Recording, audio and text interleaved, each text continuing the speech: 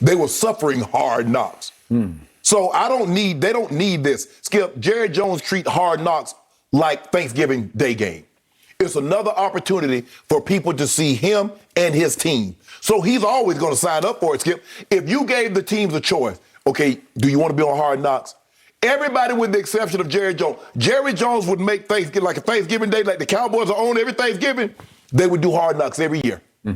Because Jerry Jones cares more about commas than Lombardies. And this is another opportunity for him to showcase his team. Got no problem with that. But there ain't no pressure to do. So Hard Knocks is going to bring pressure. Not that they're the Cowboys.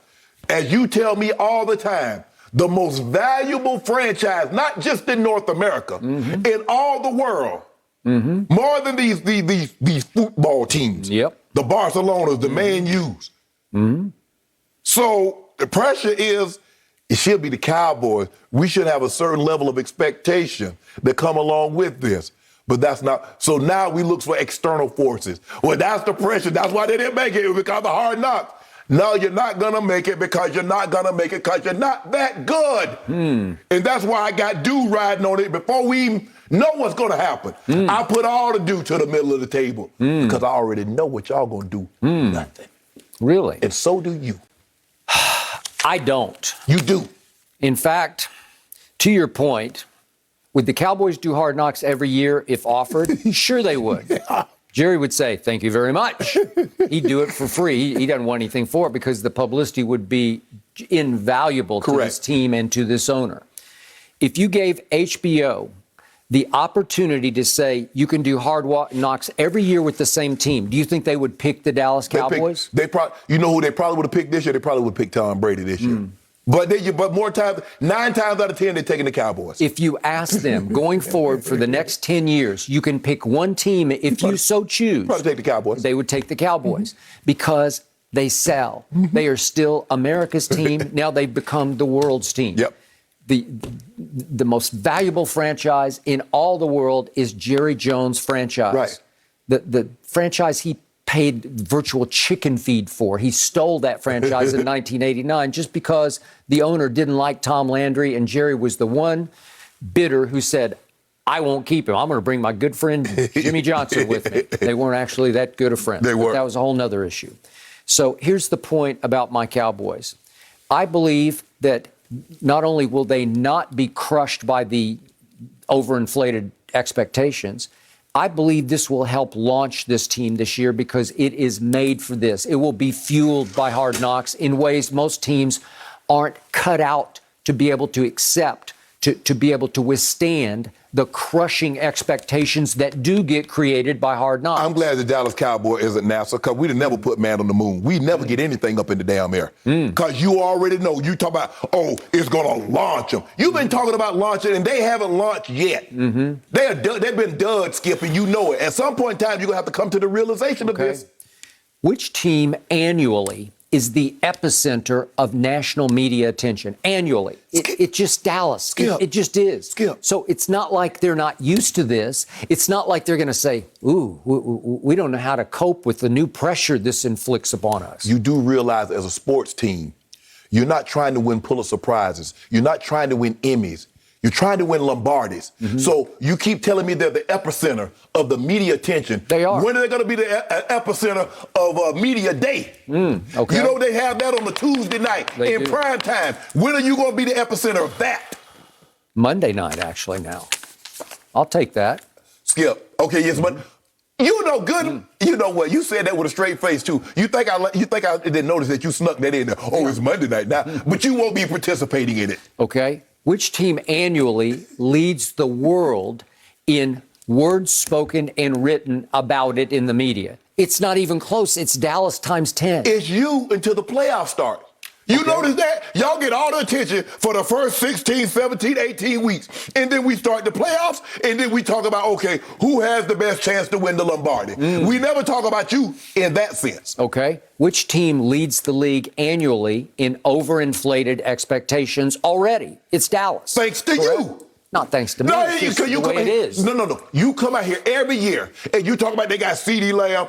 We're going to launch. We got Dak Prescott sewn up. Yep. We're going to launch. Okay. Every year you going to launch and you ain't taking off yet. What kind of rocket are you? What team leads the league annually in excess hype? It's America's team, right? Yes. Okay, so it's not like they're not built for this. They thrive on it. Like this will only enhance their view of themselves, which is we belong in the spotlight. They're made for the spotlight. Yeah. And I love this team on Hard Knocks because Dak Prescott is now the highest paid quarterback in the history of the National Football League. So can he live up? Well, I'm waiting to see. But I want to see him in the spotlight on Hard Knocks. But let me ask you a question. Once he became, they didn't know they were going to be on Hard Knocks. Mm-hmm. So was there not already pressure before Hard Knocks with Dak getting this Prescott? Yep. But see, you do this every year. Skip, you like that movie 8 Mile, Mekhi Phifer. Mm-hmm. He's hyping up Bunny Rabbit. Mm-hmm. He needs to get him going, and Bunny Rabbit don't say any words. Yep. That's you. You hype the Cowboys up every year, and guess what? They don't do nothing. So CD is poised for a breakout season, and he will be a breakout star on Hard Knocks. He will thrive on it. He will be lifted and launched. What did I tell you last year? CD what? CD's L pile up. And that's what happened, didn't it? I told you, I said, Skip, y'all not making the playoff. I told you your record. Took 5 cases off you like that. Gonna get about 10 more this year. Because I told you you're finishing third and you're not winning the division. You're still down 35 I don't cases, care, but that's okay.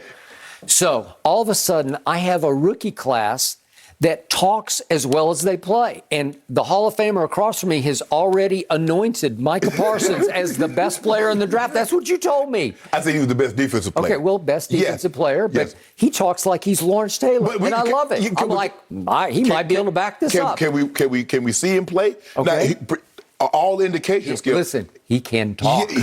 No, I'm saying if you look at his tape, you look at the way he timed. I got it. Now, if he can carry that over to the NFL, he's going to be special. Okay. Kelvin Joseph, second-round cornerback out of Kentucky, started with LSU as a blue-chip recruit at LSU, and then, of course, he got suspended, and finally, I don't know, he decided to leave the program and went to Kentucky.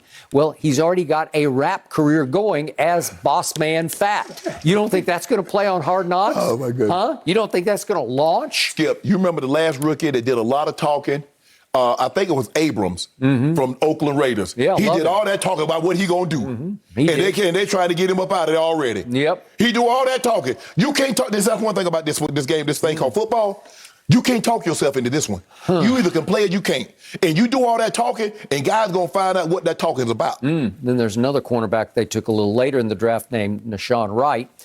6'4", 183 pounds. He is long, and he's got the longest arms of any cornerback in the draft. And he said the day after the draft, I kind of look at myself as kind of more athletic and an agile Richard Sherman. You do? Really? And then he had to apologize to Richard, and so they got good because I think Richard's going to wind up with the Cowboys, and he might be in the center of attention. How about he has a career like Jamel Dean, a long corner? Does he realize how special Richard Sherman was? I don't think he realized how special Richard Sherman was. At the top of his game, that he was one of the 2 best corners. He and Darrell Reeves were the 2 best corners in the game. These kids that we drafted, they don't care who came before them. They don't care about Too Tall Jones or Harvey Martin. Okay, I'm going to see. Randy White. That's what I love that when he talks. They don't care about Deion Sanders. I love that. Yep. That's what I love. Yep. Because guess what? I got a microphone 240 days out of the year. And I heard all that talking that y'all be doing. I guarantee you can't out-talk me. I'm a professional talker. Y'all talk part-time. I talk full-time for a living. So I'm anxious to see what you got to say, because I got a lot to say. I think you might have met your match, and your man, Micah Parsons, he's your man. Yeah, I like Parsons, but he better be Devin White. Now, Devin White can talk.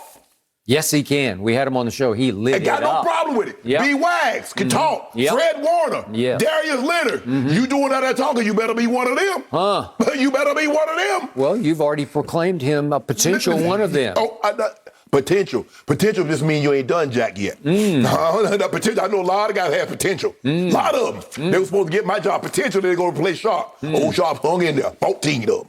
The record ratings that you're about to witness on Hard Knocks just might push or move HBO to say, hey, Roger, could we maybe have the Cowboys every year on this? Record ratings. what is that going to do for your Super Bowl? Launch them. Create hype and expectations. They're going to say, we got to live up to this. So this is the first time. So this year, in 2021, the Cowboys are going to say, you know what? With all these expectations, we're going to live up to them this year. So this is the year. Not last year, not 10 years ago, not 15 years ago, not 20 years ago. This is the year. Finally. The train is leaving the station. You want to get on or off? Man, that train Bill there. You know y'all on the rocket, they won't go anywhere. Y'all duds. I don't know. Everybody that had the rockets, y'all pay all that money. Expectations in the past. Can't wait. So I'm just going off of past experience. Expectations, Cowboys, it hasn't worked out too well. We got to get back to this. Will Giannis look like a two-time MVP for the Bucks tonight? Chris Broussard will join us. He's going to help us break it down next.